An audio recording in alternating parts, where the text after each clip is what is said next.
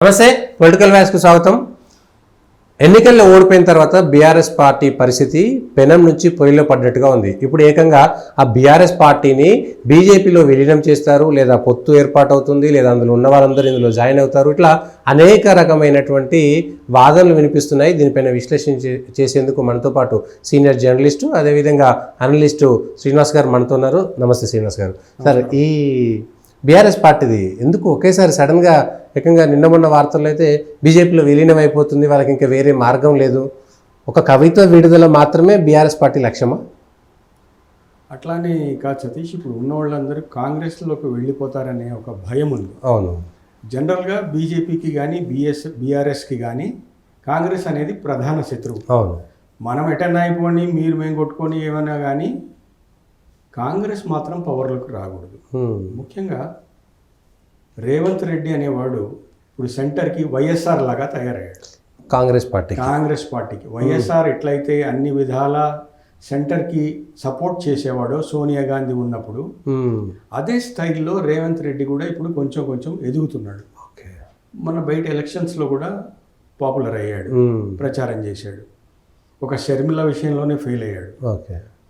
అయితే ఎట్లా ఆపాలి? దాంతోపాటు మొదటిసారిగా కాంగ్రెస్ ఇండియా గ్రూప్లో 240 సీట్స్ వచ్చినాయి. అవును.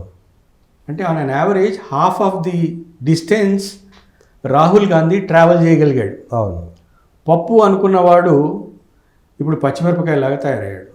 పప్పులాగా లేడు, కొంచెం ఘాటుగా తయారైంది. పార్లమెంట్లో కూడా కొంత మోడీని కూడా డిస్టర్బ్ చేసే స్థాయికి ఎదిగాడు.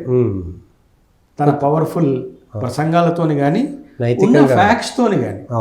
ది ఫ్యాక్ట్ ఈజ్ సగం దూరం వచ్చాం, ఏం సీట్లు లేవు, 50 రావు, 60 రావు, ప్రశాంత్ కిషోర్ చెప్పాడు ఇది రాదు అది రాదు అన్న చోట సగం దూరం వచ్చేసాడు.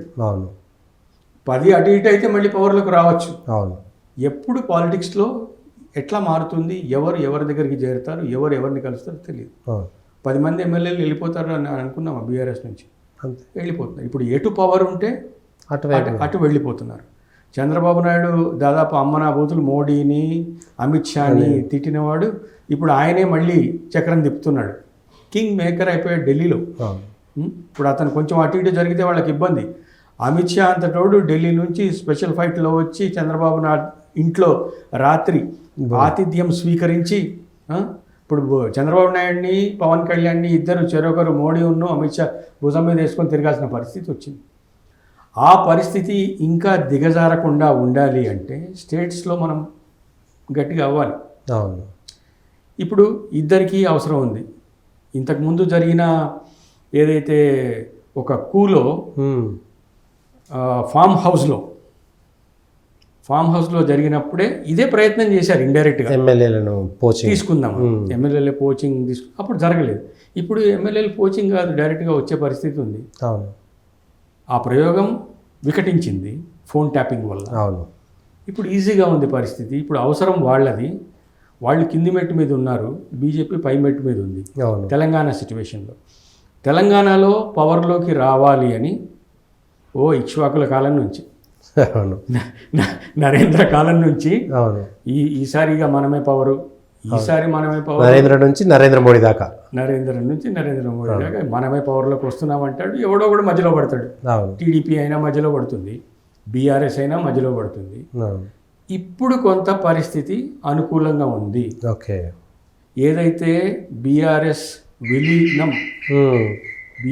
విలీనం అంటున్నారో ఆ విలీనం గనక జరిగితే ఇద్దరికీ విన్ సిచ్యువేషనే. కేటీఆర్ సీఎం కాలేకపోయాడు, కొంచెం కష్టమేనేమో, ఇంకా అది మర్చిపోవచ్చేమో, కానీ ఇప్పుడైతే డిప్యూటీ సీఎం అయ్యే ఛాన్స్ అయితే ఉన్నాయి నెక్స్ట్ ఎలక్షన్స్లో.